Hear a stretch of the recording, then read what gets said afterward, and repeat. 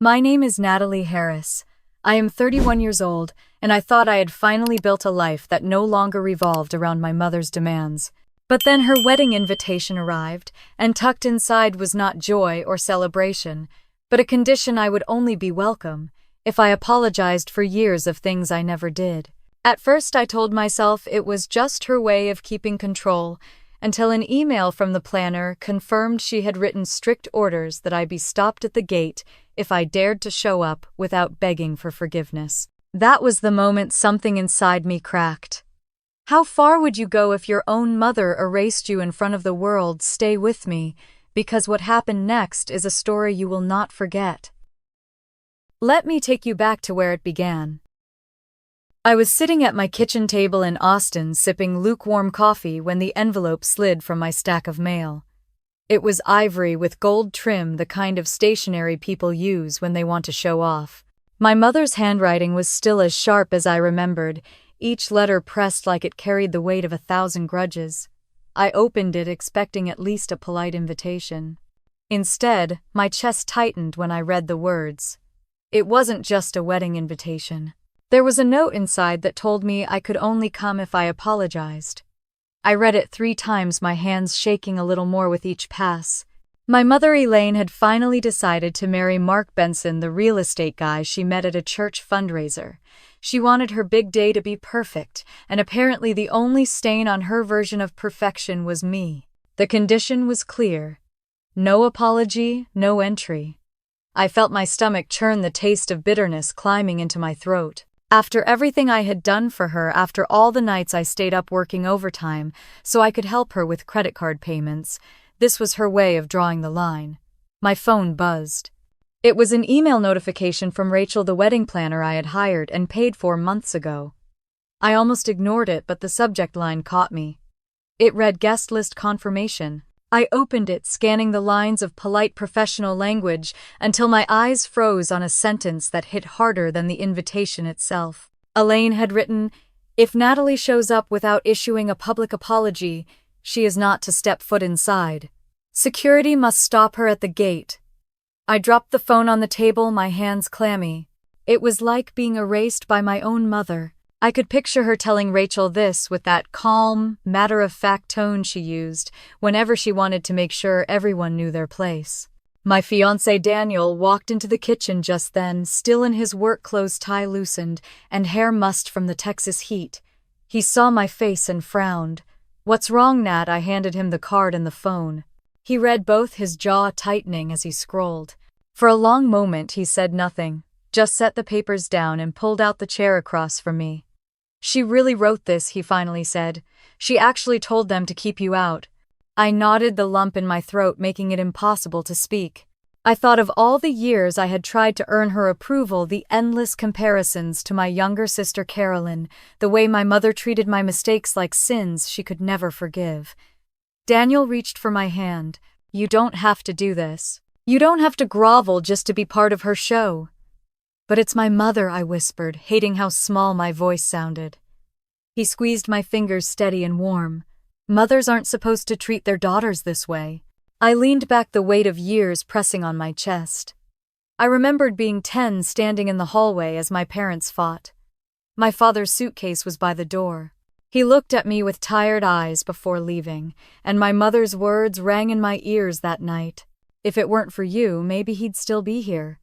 Now, decades later, nothing had changed. She still blamed me for everything. And now she wanted me to beg her in front of her friends, just to sit at a table in a room I had paid for. I wiped my face with the sleeve of my sweatshirt. My coffee had gone cold untouched. Daniel watched me quietly, giving me space, but not letting go of my hand. "I should have known," I said, finally, my voice breaking. "I thought paying for this wedding would be a way to make peace. But all she sees is a chance to remind me that I'm never good enough." The room was silent except for the hum of the refrigerator. The words on the invitation blurred as fresh tears welled in my eyes. I folded the card carefully, almost too carefully, as if handling it gently might change the cruelty written on it. Daniel pushed back his chair and stood leaning down to kiss the top of my head. "We'll figure this out.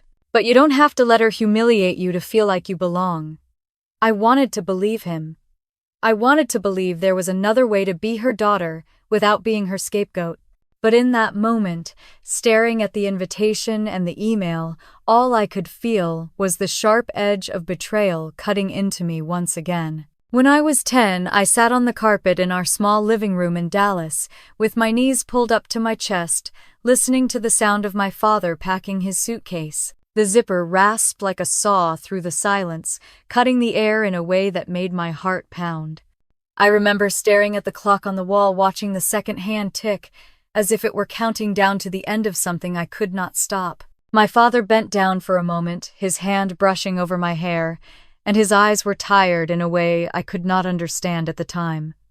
He whispered that he loved me, then stood up and reached for the door. My mother Elaine followed him with words sharp enough to slice glass. She did not say goodbye to him.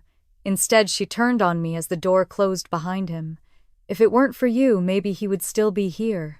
Those words burrowed into me deeper than any wound. I carried them through every birthday where she forgot to light a candle, every Christmas where she bought Carolyn the dress she wanted while I got socks. Even now, decades later, they echoed. When I read her wedding invitation with its cruel condition. I tried once when I was 13 to prove her wrong. I made straight A's, worked harder than anyone else in my class, stayed late at the library to bring home honor roll certificates. I laid them out on the kitchen counter like offerings, waiting for her to look at me differently.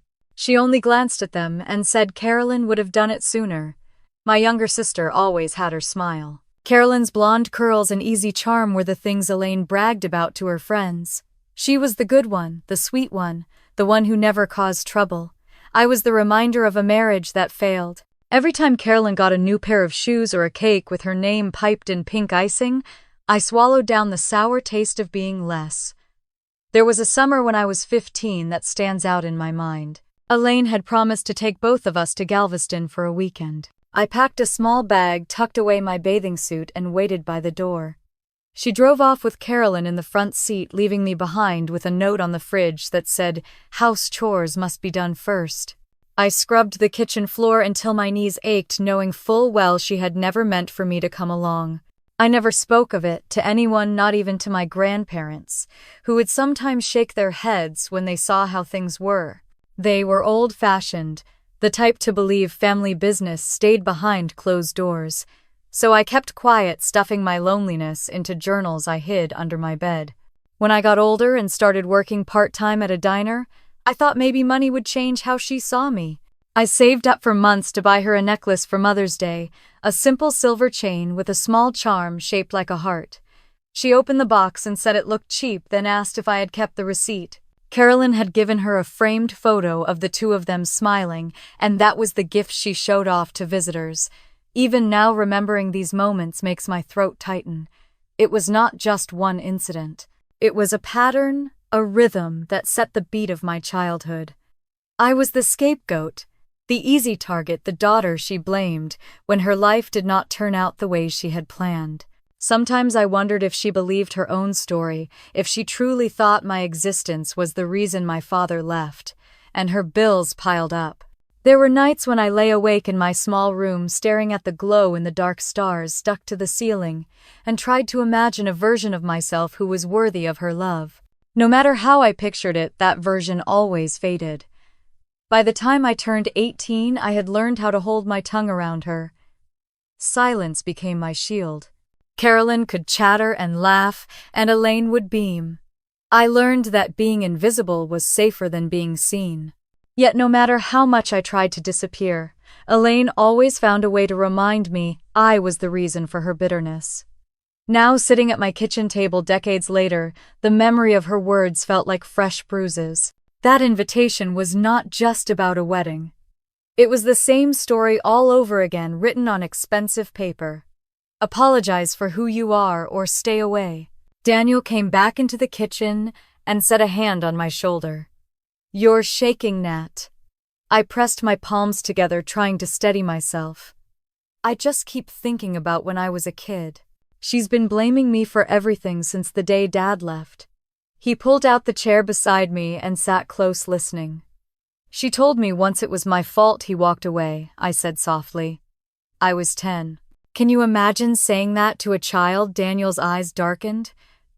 No child should ever hear that. The clock on the wall ticked the way it had the night my father left. I realized I had been carrying that moment inside me for 20 years, waiting for my mother to take it back to tell me she did not mean it. But here I was with proof in black and white that she meant every word. I folded the invitation again and slid it back into its envelope. The edges were crisp, unbent, like the walls she had built between us. For the first time, I wondered if those walls would ever come down, or if they were meant to keep me out forever. When I was 16, trouble seemed to follow me like a shadow I could never shake. There was a fight in the school hallway one spring afternoon. 2 girls were arguing over a boy, and somehow I got pulled into it. One shoved, the other books went flying, and in the chaos I was accused of starting it. The assistant principal called my mother to come down to the school. I sat outside the office on a stiff wooden bench trying to hold my hands still in my lap. I kept replaying the moment in my head, how I had only been standing nearby, how I never even touched anyone. When the office door opened, my mother's heels clicked sharply against the tile as she walked in. For a brief second, I thought maybe she would believe me. Maybe she would take my side just once. She stood in front of the principal's desk, arms crossed, and before I could open my mouth, she said it. She has always been difficult. This isn't the first time she's embarrassed me. My heart sank. There it was again, the reflex to point the finger at me. The principal glanced at me with pity but said nothing. I wanted to shout, to explain, but the words stuck like stones in my throat. On the drive home, I stared out the window at the rows of oak trees, the world blurring as we sped past. She didn't ask me what had happened. She only muttered that I should be grateful I wasn't suspended. At dinner that night, she told Carolyn to eat quickly so she wouldn't be late for her dance class, and not once did she look me in the eye. Moments like that stacked up in my memory like heavy boxes in a room with no door. Each one reminded me that when trouble came, I would always stand alone. There was another time later that year. A boy from chemistry class slipped pills into his locker, and when the vice principal did a sweep, somehow my name ended up on the rumor mill. I was called to the counselor's office, my stomach twisting with fear. I explained, I pleaded, but the counselor said he had to call my mother just in case. Elaine showed up with a look that could cut steel. She did not ask questions, she did not demand evidence. She simply sighed and said to the counselor, "I am not surprised. She has a way of attracting negativity." My cheeks burned with shame as I sat there powerless to defend myself against her certainty. The counselor finally admitted there was no proof, no reason to punish me, but the damage was already done. My own mother had spoken of me like I was a lost cause. I went home that day and shut the door to my room, clutching my pillow until my arms ached. I heard Carolyn laughing with her friends on the phone in the next room, planning their weekend trip to the mall.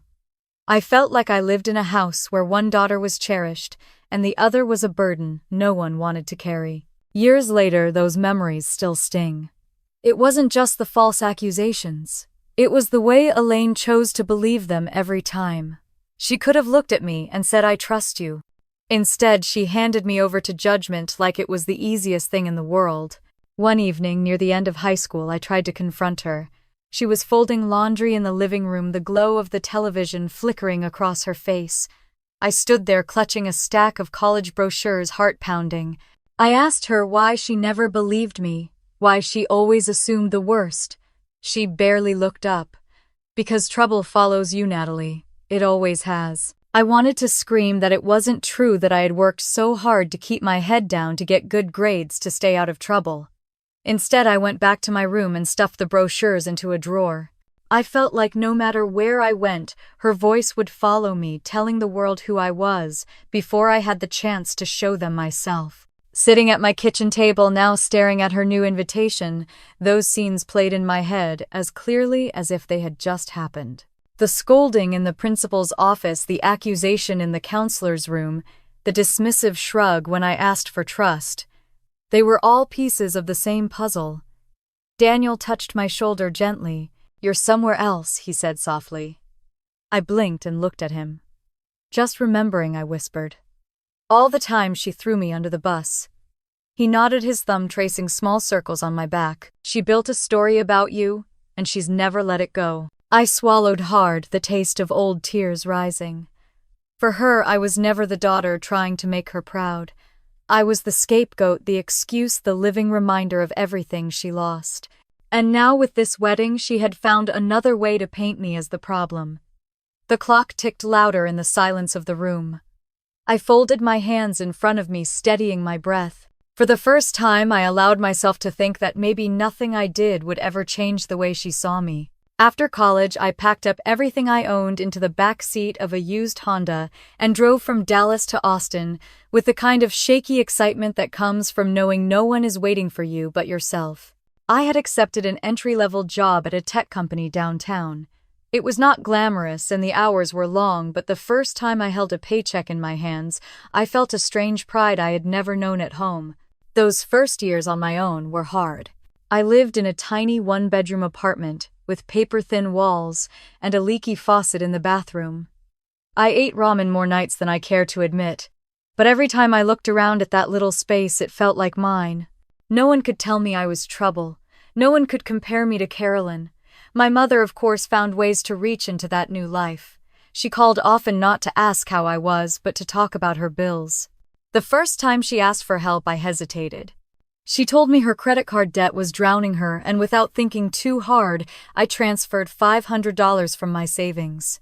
She said thank you, like she was doing me a favor by letting me help. It did not stop there. Every few months, another crisis. An overdue electric bill, a car payment she had fallen behind on, a medical copay she claimed she could not manage. I picked up extra shifts, volunteered for projects at work that came with overtime, and watched my weekends disappear. Each time I wired the money, I told myself maybe this would be the moment she softened toward me. It never was. By the time I turned 27, I had been promoted twice. I was finally able to trade the Honda for a newer car and move into a better apartment. Yet even then, my mother would remind me how much I owed her. She would say, "You think you got where you are all on your own. If I had not raised you, you would be nothing."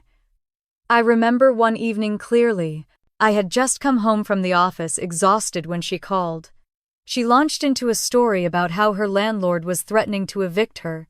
I sat at my kitchen counter, listening to her voice pour through the phone while I stared at the stack of bills in front of me. Something inside me broke that night. I told her I could send 1 month's rent, but that was all. She snapped back, 1 month? After everything I've done for you, even when I gave in, it was never enough. In 2021, she called again, but this time her tone was different. She told me about Mark Benson, the man she had been seeing. She described him as successful, charming, someone who would finally give her the life she deserved. When she mentioned a wedding, I braced myself. And then she asked if I could help. Not with a small bill this time, with the entire event. For a moment, I almost said no. But then another thought crossed my mind. Maybe if I gave her this, if I funded her perfect day, she would stop looking at me like a disappointment. Maybe this would be my way back into her good graces. I agreed.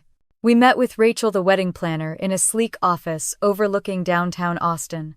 My mother beamed as Rachel pulled out color swatches and floral arrangement samples. She introduced me not as her daughter but as her financial backer.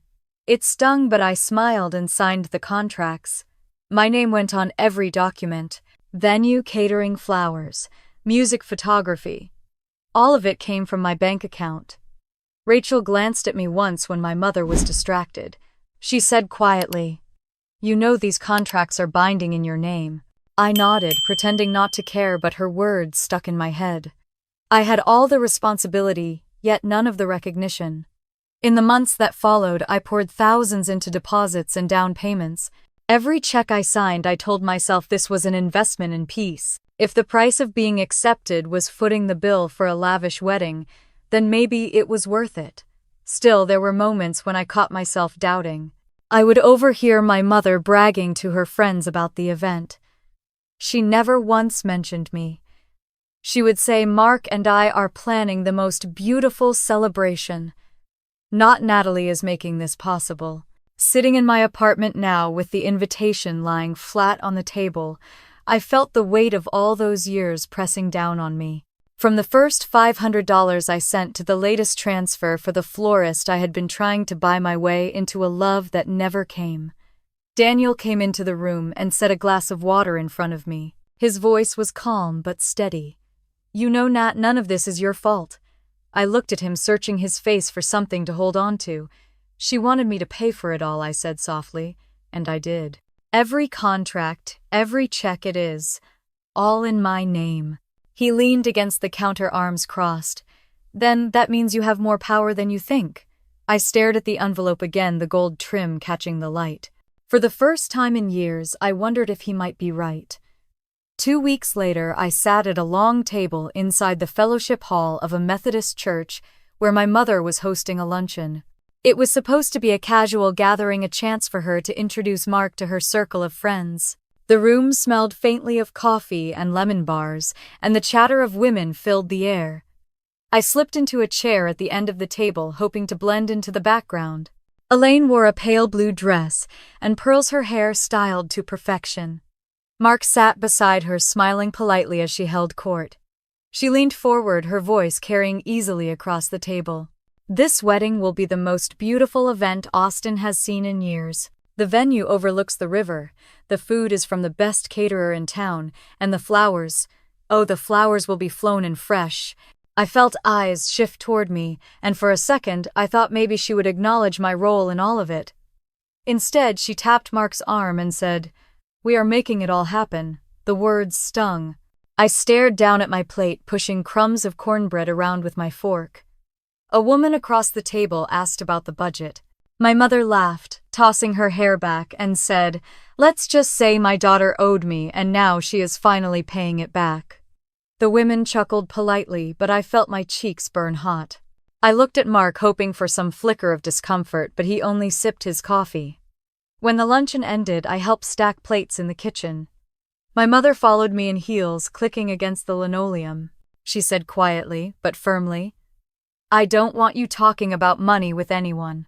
This day is about me and Mark, not you."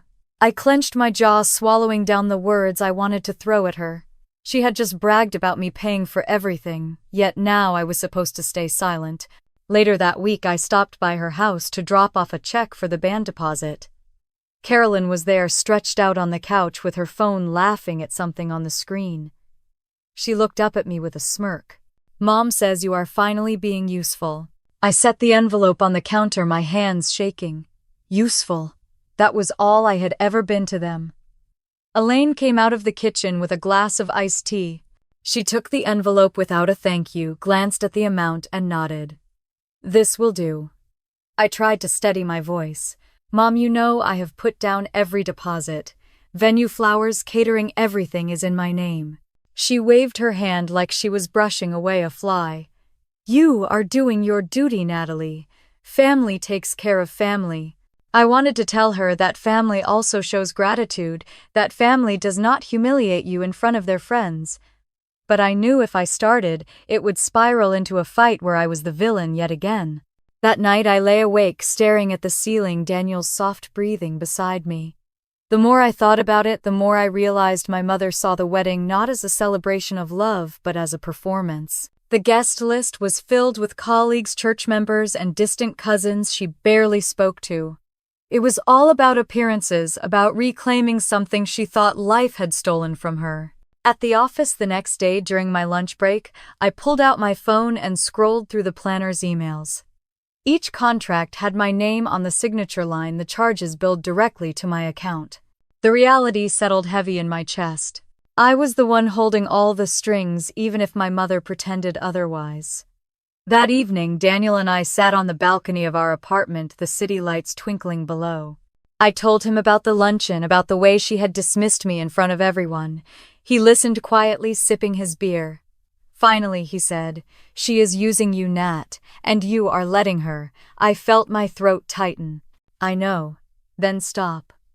The word hung between us, sharp and undeniable. I leaned my head against his shoulder, listening to the hum of traffic below. For years I had been giving her what she wanted, hoping one day she would look at me differently. But as the night air wrapped around us, I wondered if that day would ever come.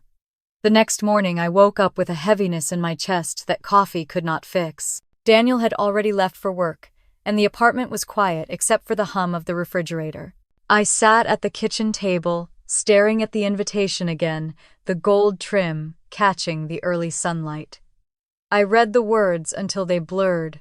It felt like my entire childhood had been condensed into one piece of stationery demanding another apology I did not owe. By mid-afternoon, I drove downtown to meet Olivia. She had texted me to come by her office near the courthouse. When I walked in, she was finishing a call, her desk piled high with legal files. She hung up, motioned for me to sit, and slid 2 cups of coffee across the desk. "Tell me everything," she said. I took a deep breath and poured it all out. The invitation, the luncheon where my mother paraded herself, the way she told everyone I was finally paying her back as if my money was a debt owed. I confessed how trapped I felt, how guilty I would look if I pulled out, how afraid I was of being branded cruel by the entire family. Olivia leaned back in her chair, listening closely. Then she tapped her finger against the rim of her mug. "You do realize every contract is in your name, right? The venue, the caterer, the florist, all of it." I nodded slowly. "That means," she continued, "you hold all the power. Vendors answer to you, not your mom. If you wanted to, you could cancel everything tomorrow." Her words sent a shiver through me. I pictured the reception hall, standing empty chairs stacked in the corner, a band packing up their instruments. I imagined my mother standing in the middle of it all, furious and humiliated. The thought both thrilled and terrified me. "She'll never forgive me," I whispered. Olivia gave me a long, steady look. "Natalie, when has she ever forgiven you?" The silence that followed was heavier than anything I could have spoken. That evening, Daniel came home to find me sitting at the dining table with my laptop open, contracts spread out like battle plans. He loosened his tie and set down his briefcase. "You're really thinking about it," he said. I glanced up at him, my throat tight. "I don't know if I have it in me." He pulled out the chair next to me, his voice calm. "You've had it in you all along. You survived her. That takes strength most people never see." I stared at the paperwork. For years I had told myself being quiet was safer, that if I gave enough, maybe she would stop seeing me as a disappointment. But the more I looked at those contracts, the clearer it became. Quiet had never bought me peace. It had only made me invisible. 2 days later, my phone rang while I was at work. My mother's name flashed across the screen. I stepped into the stairwell, pressing the phone to my ear. "The florist says the deposit hasn't cleared. Did you send it?" Her voice was clipped, impatient. "Yes, I said it should go through tomorrow. Well, hurry it up. We can't afford mistakes. We, always we. A we that never included me." When I got home that evening, Daniel was making pasta. He glanced at me as I dropped my purse on the counter. "She called again, didn't she?" I nodded.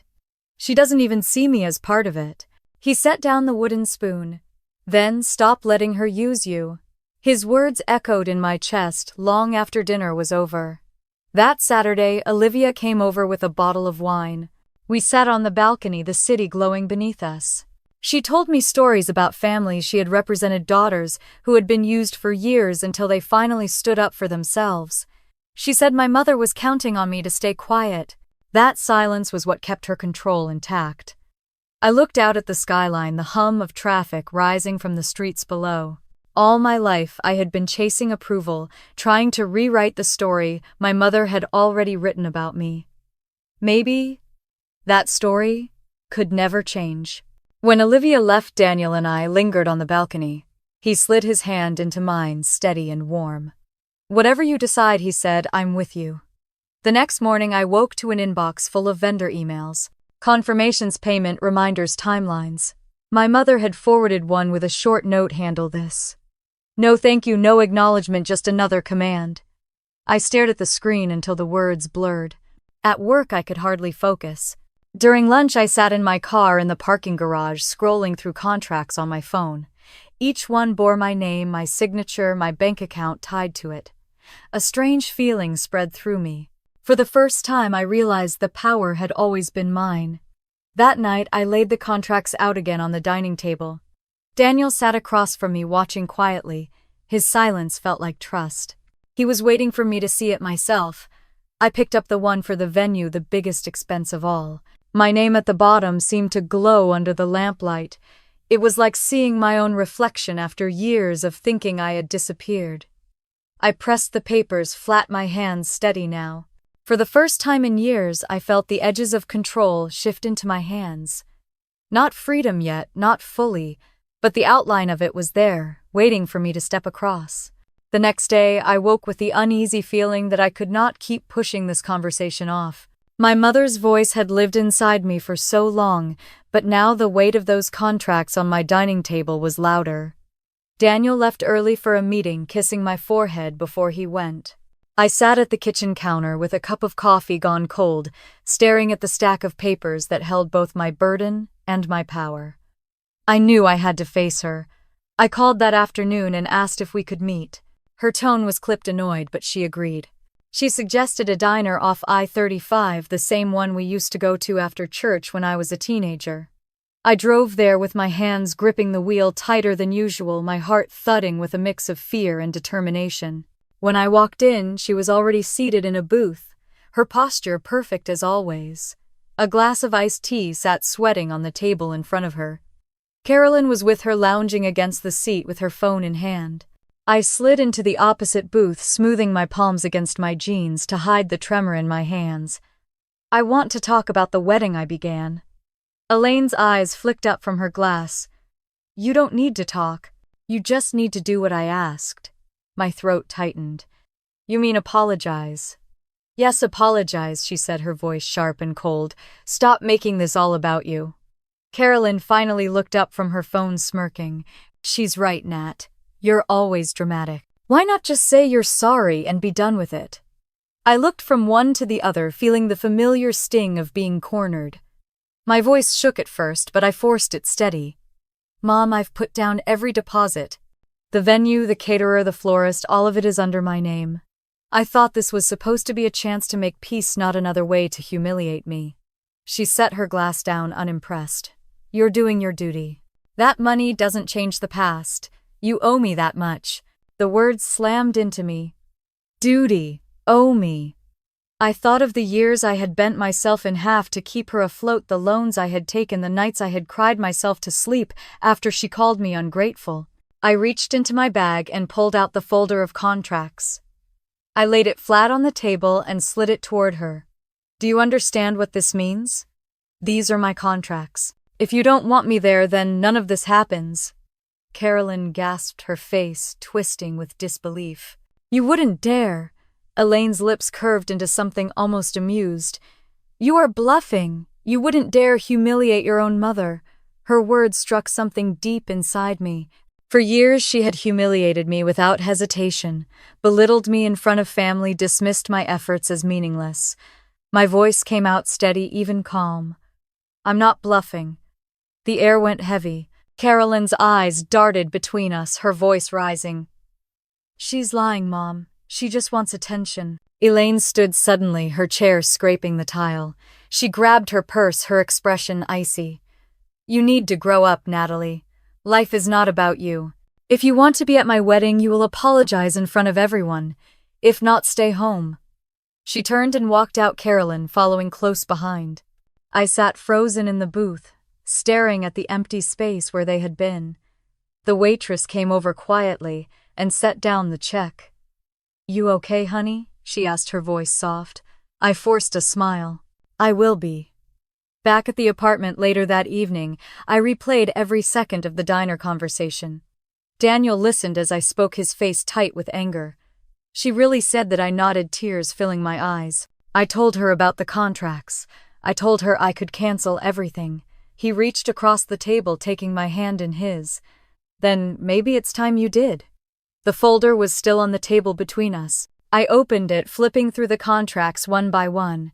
The venue, the catering, the band, the flowers. Every single one bore my signature, not hers. For so long, those documents had felt like chains. But now, staring at them under the glow of the lamp, they looked more like keys. I thought about my mother's face when I slid the folder across the table. The flicker in her eyes before she masked it with disdain. For the first time, she had seen me as someone who could take something away from her. That moment had shaken her. Daniel's voice was quiet but steady. She has used you your whole life. You don't owe her this. I leaned back, staring at the ceiling, feeling the weight of years pressing down. I thought of all the birthdays where I was forgotten, the graduations, where she criticized instead of congratulated, the times she called me a disappointment in front of Carolyn. I thought of the little girl who once believed that if she tried hard enough, her mother would love her differently. That little girl had grown up into a woman holding the contracts for her mother's wedding. I closed the folder and set it aside. My chest ached, but there was also a strange steadiness in me. The choice was still ahead, but I knew now that the power had shifted. The woman who had once told me I was nothing could not have her perfect wedding without me. The night stretched on, the sounds of the city drifting in through the window. Daniel sat quietly beside me, giving me space. My hands were no longer shaking. I could feel the line in front of me, the place where I would decide once and for all. I was not ready to cross it yet, but for the first time I knew I could. Morning after the confrontation, I woke with swollen eyes and a hollow ache in my chest. Daniel was already in the kitchen, scrambling eggs, humming quietly like he always did when he knew I needed calm. I sat at the table wrapped in my robe, watching the steam curl up from my coffee. The silence between us was gentle, not heavy, but it pressed me toward a decision. I can't keep letting her do this, I said, finally, my voice raw. Daniel set the spatula down and met my eyes. Then, we don't have to be here when her big day falls apart. We can be somewhere else, somewhere beautiful. I frowned, unsure if I had heard him right. Somewhere else. He sat across from me, his hand covering mine. What if we leave on the morning of the wedding? What if we book a trip and let her day unravel without us in the middle of it? The idea was so bold it knocked the breath out of me. For years every choice had been about her. Now Daniel was telling me I could choose myself. Where would we go? I asked softly. He smiled, the corners of his eyes crinkling. Maldives. 10 days. Sunwater, no one telling you you're not enough. I laughed, shaky but real. The Maldives. I had seen pictures of the white sand, the turquoise waves, the bungalows that floated above the water. It sounded like another world, one I had never allowed myself to imagine living in. Daniel pulled his phone from his pocket and started searching flights. His energy was steady, determined. He looked at me over the screen. Say yes, Nat. Let's turn her day into our escape. My heart pounded as I thought about it. I pictured my mother standing in a room full of guests, her voice sharp, demanding to know where the flowers were, where the caterers had gone, where her daughter was. Then I imagined myself on a beach, half a world away, warm sand between my toes, the ocean wrapping me in peace. The contrast was almost dizzying. That afternoon we booked the flights. My hands trembled as I typed in my card information, but when the confirmation email arrived, something shifted inside me. It felt like the first real choice I had ever made for myself. For the next few days, I lived in two worlds. At work, I smiled through meetings and typed out emails as if everything was normal. At home, I checked travel guides and looked at pictures of the resort Daniel had found. All the while, my phone buzzed with messages from my mother. Payment reminders, guest list changes, demands, written with no thank you attached. One night she called me, her tone brisk. The photographer wants to confirm the balance. Did you handle it? Yes, I answered, my voice even. It's all handled. Good, she said. Don't embarrass me. When the line went dead, Daniel looked at me from the couch where he had been reading. You don't owe her explanations anymore, he said. I nodded, clutching the phone tighter. The truth was, I was still afraid, still tangled in the web of her approval. But every time I opened my email and saw the itinerary for the Maldives, I felt the knot loosen just a little more. A week before the wedding, Olivia came by with takeout. We spread cartons of noodles and dumplings across the table, and she listened as I told her about the diner confrontation, about the trip Daniel and I had planned. Her eyes lit up. That's brilliant, Nat. You'll be free while she's unraveling. I bit my lip. Do you think I'm cruel? Olivia set her chopsticks down. You're reclaiming your life. She has humiliated you for decades. Sometimes justice is quiet, sometimes it's loud. This is both. Her words sank deep. For years I had thought justice meant enduring, holding myself together while others tore me down. Maybe justice could also mean leaving, choosing peace over performance. The night before the wedding, I packed my suitcase. The sound of zippers and folded clothes was oddly soothing. Daniel came into the bedroom holding 2 passports. He placed them on the nightstand and kissed the top of my head. "Tomorrow," he whispered, "we'll be gone." Sleep did not come easily that night. I lay awake, staring at the ceiling, the memories of childhood flashing through my mind like an old film reel. My mother's words, Carolyn's smirks, the endless striving to be enough. But layered over those images was something new, something fragile and steady. Choice. When dawn broke the sky, still pale, Daniel and I loaded our bags into the car. The city was quiet, the streets nearly empty as we drove to the airport. My phone buzzed on the ride there. It was my mother, then Carolyn, then the planner. I turned the phone face down, the vibrations muffled against my bag. At the gate, I watched the plane pull up its nose, glinting in the sunlight. My heart raced, a mix of fear and exhilaration. Daniel reached for my hand. "Ready?" I nodded, my voice barely a whisper. "Ready." As we walked down the jet bridge, I felt the weight I had carried my whole life begin to lift piece by piece. I wasn't crossing into freedom fully yet, but I was stepping closer, one boarding pass at a time. The air inside the plane felt cool against my skin as I sank into the window seat. Daniel tucked our bags overhead and sat beside me, his hand finding mine as the engines roared to life. I pressed my forehead to the glass and watched the ground drift farther away until Austin was nothing but a blur of rooftops and winding highways. For a while, I let the drone of the engines lull me, but my phone buzzed in my bag, a reminder of the world I was leaving behind. I pulled it out and saw a flood of notifications. Missed calls from my mother, voicemails from the planner, a dozen messages from Carolyn. My chest tightened, but I set the phone back down without opening any of them. Daniel noticed. "You don't have to read them." "I know," I whispered, but my hand lingered on the bag as if it were a lifeline. By the time we landed in Malé hours later, the sun was sinking low, painting the water in strokes of gold. We boarded a small boat to the resort, the salt air warm against my face. The turquoise water stretched endlessly, dotted with bungalows that seemed to float on the sea. I felt the knot inside me loosen just a little. At the resort, we were greeted with cool towels and fruit juice. Daniel grinned at me like a boy on Christmas morning. "See, told you. No drama, no demands, just us." I smiled, though my chest still held a trace of guilt. While I stood barefoot on white sand, my mother was pacing in her gown, waiting for a wedding that would never happen. The next morning, we had breakfast on our deck, the ocean calm beneath us. Daniel poured coffee and held up his cup. "To freedom." I clinked my cup against his, a small laugh escaping me. To freedom. But as the hours passed, I could not silence the part of me that wondered what was happening back home. When I finally picked up my phone, the screen lit with dozens of new messages.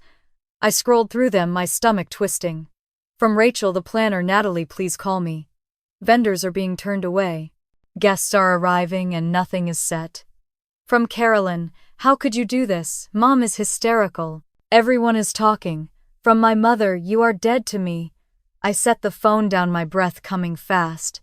Daniel placed his hand over mine, grounding me. "She brought this on herself," he said softly. Still, I pictured the scene. Guests walking into an empty hall, no flowers, no food, no music, my mother's face contorting as she realized everything had been undone. Later that afternoon, we lounged by the infinity pool, the sky a perfect blue. I ordered a cocktail, but my hands still shook as I lifted the glass. Daniel wrapped his arm around my shoulders. "You did what you had to do. You gave her every chance, Nat. She chose to treat you like nothing." I nodded, but a part of me still ached. It wasn't joy I felt. It was relief mixed with sorrow, a quiet mourning for a relationship that had never truly existed. That evening, as the sun dipped below the horizon, I opened my phone again. This time I saw a news alert. Local outlet, "The wedding that never happened." My pulse raced as I clicked. There on the screen was a photo of the venue doors, locked guests milling about in confusion. The headline described a grand event that collapsed when vendors failed to arrive. Reporters noted that the bride had been seen arguing with staff before leaving in tears. Daniel leaned over my shoulder. "Karma has a funny way of showing up, doesn't it?" I swallowed hard, staring at the image. For years she had painted me as the source of her misery. Now the world was seeing a different story. When I put the phone down, the waves crashed softly against the stilts of our bungalow. I took a deep breath, inhaling the salt air. My heart was still heavy, but the sound of the ocean wrapped around me like a promise. That night I lay beside Daniel, listening to the ceiling fan whir above us. He was already drifting into sleep, his hand resting over mine. I closed my eyes, letting the rhythm of the waves guide me. For the first time in a long time, I did not feel like I was waiting for her approval. I felt like I was learning how to breathe on my own. The morning light poured across the water like molten gold when I finally opened my eyes. Daniel was still asleep, his arm draped over me, his breathing slow and even. I eased myself out of bed and stepped onto the deck, pulling the curtains wide. The ocean stretched out forever, calm and endless, and I stood there gripping the railing until my knuckles turned white. It was the first time in years that I woke up without feeling like I had to brace myself for someone else's demands. I made coffee and sat cross-legged on the deck with my journal, the one I always carried but rarely wrote in. My hand trembled as I set the pen down on the page. The words came slow at first, then spilled like they had been waiting for this moment. I wrote about the diner, the way my mother's eyes had narrowed when I slid the contracts across the table. I wrote about Carolyn's smirk, about how I had swallowed humiliation for so long it had almost become part of me.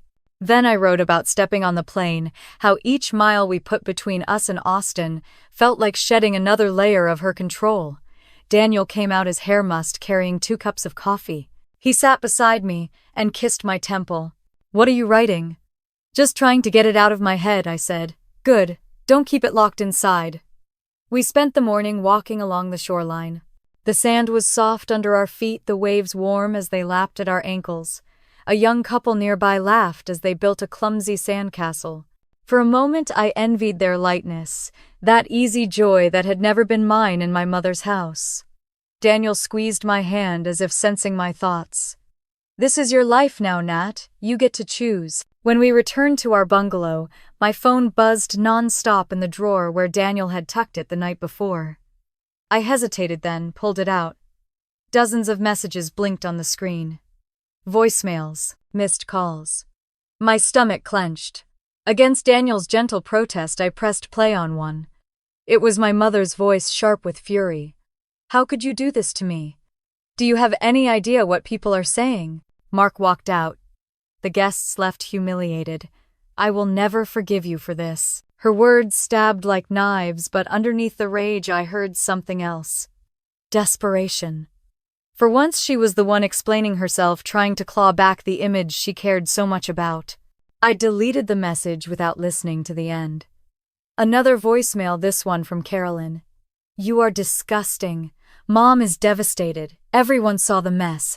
They all know you ruined her life. I hope you're proud of yourself." I deleted that one too. Daniel sat down beside me, his arm circling my shoulders. "You don't have to let them pour that poison into you anymore." I nodded, pressing my face into his chest. For years I had carried their words like gospel. Now I was learning they were nothing more than weapons. That evening the resort set up dinner for us on the beach. A low table, lanterns glowing in the sand, the sound of waves steady in the background. The food was exquisite, but it was the silence that felt like a feast. No sharp words, no comparisons, no threats. Just the two of us under the stars. Halfway through the meal, Daniel raised his glass. "To letting go," he said softly. I clinked mine against his. "To letting go." But even as I spoke the words, my mind drifted back to Austin. I imagined my mother standing in front of the locked venue, her gown dragging in the dust, her guests whispering as they realized there was no food, no flowers, no celebration. I imagined the fury in her eyes, the panic in her voice. And though guilt flickered for a moment, something stronger pushed against it. a quiet certainty that she had finally felt the weight she had laid on me for years. Back in the bungalow, I sat on the bed with my phone in my lap. I opened the news app and there it was, an article titled "The Wedding That Never Happened." A blurry photo showed the venue, with its doors-locked guests milling in confusion, my mother's face caught mid-argument with staff. The story detailed how vendors had pulled out, how the bride was seen leaving in tears. My chest tightened as I scrolled, but I could not look away. It was everything I had imagined, captured in words for anyone to see. For years she had shaped the narrative, telling everyone I was the problem. Now, for once, she could not control the story. Daniel came up behind me, his chin resting on my shoulder. "Karma," he murmured. I closed the phone and set it aside, leaning into him. The waves outside rolled steady, unbothered, eternal. For the first time, I believed maybe I did not have to carry her story anymore. I could write my own. We lay down that night with the ceiling fan whirring above us, the ocean crashing softly outside. My phone stayed dark in the drawer, and I did not reach for it again. As sleep pulled me under, I realized I was not just escaping. I was beginning in the quietest way to live. The morning after the article spread, Daniel and I rented bikes from the resort and rode along the narrow wooden paths that connected the bungalows. The air was warm, but carried a soft breeze off the ocean, and for a while I let the rhythm of pedaling take me away from everything else. When we stopped at a quiet stretch of beach, I pulled my phone from my bag and saw another flood of missed calls and texts. Daniel frowned. "You really want to read those?" I hesitated, then scrolled through. Most were from unknown numbers, but one was from my Aunt Patricia. She lived in Dallas and had always been the only one in the family who didn't treat me like an outsider. Her message was short. "Call me when you can. Don't believe everything they're saying." I dialed her number before I could overthink it. She picked up on the first ring. "Natalie, thank God." "Are you okay?" "I'm fine," I said, though my voice wavered. "Your mother is telling everyone you sabotaged her wedding out of jealousy," Patricia continued. "She's furious, but not everyone is buying it. Some of the relatives know what she's like. I thought you should hear it from me." I sank into the sand, the phone pressed tight to my ear. "Thank you for telling me. I don't know what I expected, but I guess I shouldn't be surprised." Patricia sighed. "You did what you had to do. Nobody blames you, not the ones who really know the truth. Just protect yourself." After we hung up, Daniel brushed sand from my shoulder. "What did she say? That my mom is spinning her own story?" I whispered. "And that some people actually believe me?" Daniel nodded firmly. "That's a start." That afternoon we took a snorkeling trip. For a few blissful hours, I was surrounded by coral and fish, shimmering in colors I had only ever seen in postcards. I floated on the surface, staring at the sky, and thought about how far I had come. But when we returned to the bungalow, reality waited. Another voicemail had arrived, this time from a lawyer. My pulse quickened as I listened. "Miss Harris, this is Attorney Collins, calling regarding some financial obligations tied to the canceled contracts. Please call our office at your earliest convenience." Panic washed over me. I had canceled everything legally, but the tone in his voice made it sound as if my mother might be trying to drag me into court. Daniel listened with me, then shook his head. "She can try, but those contracts are yours. You're in the clear." Still, the thought of lawyers and courtrooms tied my stomach in knots. I sat on the edge of the bed, staring at the ocean, wondering how far my mother would go. Later that night, as we ate dinner in the open-air restaurant, I noticed a couple at the next table whispering while glancing at me. I shifted uncomfortably until one of them leaned over. "Excuse me, are you Natalie Harris?" I stiffened. "Yes." "We saw that article," the woman said quietly. "About the wedding back in Austin? We just wanted to say, good for you. It takes guts to stand up like that." I blinked, caught off guard. "Thank you," I murmured. After they left, Daniel smiled at me across the table. "See, not everyone sees you as the villain." The rest of the trip passed in moments of peace, interrupted by flashes of tension. Each time I felt myself relaxing, another message, or headline, would pull me back. Yet slowly I noticed the grip loosening. The voices of strangers on the internet didn't weigh the same as her voice in my head. On our last evening, we sat together at the end of the pier, our feet dangling above the water. The sun was sinking the horizon, blazing orange and pink. Daniel reached for my hand. "So what happens when we go back?" I took a deep breath. "I don't know, but I do know this. I'm not letting her control me anymore. Not with money, not with guilt, not with shame." He kissed the back of my hand. "That's all that matters." As the sky darkened, I felt a strange calm settle over me. The chaos back home was still waiting, but here, for the first time, I could imagine walking into it without bowing my head. When we finally stood to leave the waves lapping against the pier, I realized something had shifted. My mother could rant, Carolyn could sneer, the whole family could whisper. None of it would erase the truth. I had stopped playing their game. Back in the bungalow, I turned off my phone completely and placed it face down on the nightstand. Then I climbed into bed beside Daniel, curling into the steady warmth of his body.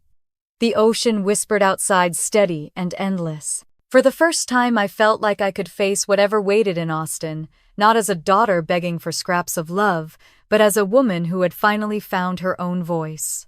When our plane touched down in Austin, the weight of the air felt different, heavier somehow. But I carried myself differently too. Daniel and I walked through the terminal with our bags in hand, and for once I didn't dread what was waiting for me on the other side.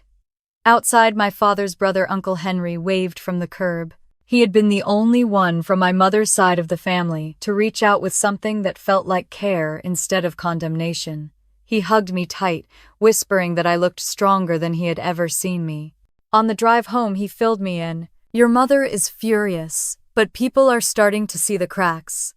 Some relatives think you did the right thing, especially after how she treated you at that dinner. Carolyn is still parroting her story, but it's not landing the way she thinks." I listened quietly, my hands folded in my lap. It was strange to hear that sympathy existed at all after a lifetime of blame. When Daniel and I got back to my apartment, I found an envelope taped to my door. My name scrawled across the front in my mother's handwriting made my stomach twist. Inside was a short note. "You are no longer my daughter. Do not contact me again." I stared at the words until they blurred. Daniel reached for the paper and set it down on the counter. "You don't need to let that destroy you." I took a deep breath and nodded. It hurt, but it also freed me in a way I hadn't expected. The final cut had already been made. Over the next week, the storm in town raged.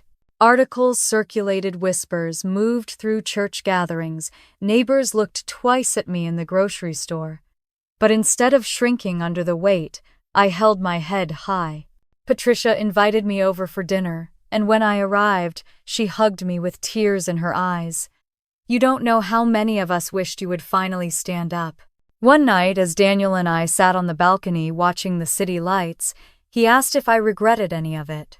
I thought about the Maldives, about the locked doors of the venue, about my mother's voice cracking in that voicemail.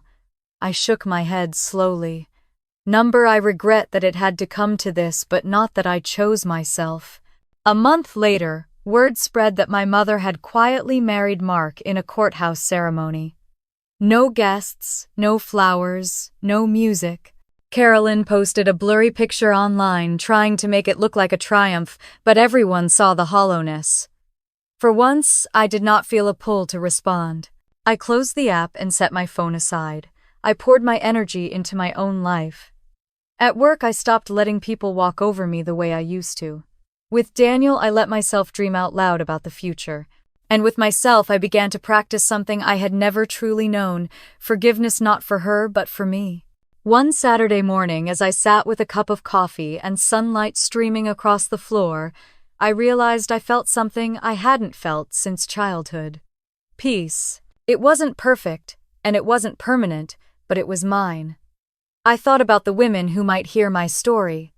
Women who had been dismissed, belittled, or made to feel small by the very people meant to love them. If they could take anything from my journey, I wanted it to be this. You don't have to keep bleeding just because someone else calls it love. My mother's wedding would never be remembered as the celebration she dreamed of. But my choice, as painful as it was, gave me something she could never take away. My freedom. If you stayed with me through this story, thank you. I would love to know what you think, if you have lived through something similar, or if this reminded you of your own journey. Share your thoughts in the comments, and if you want to hear more stories like mine, please like this video and subscribe. Your support means the world, and it helps keep these stories alive.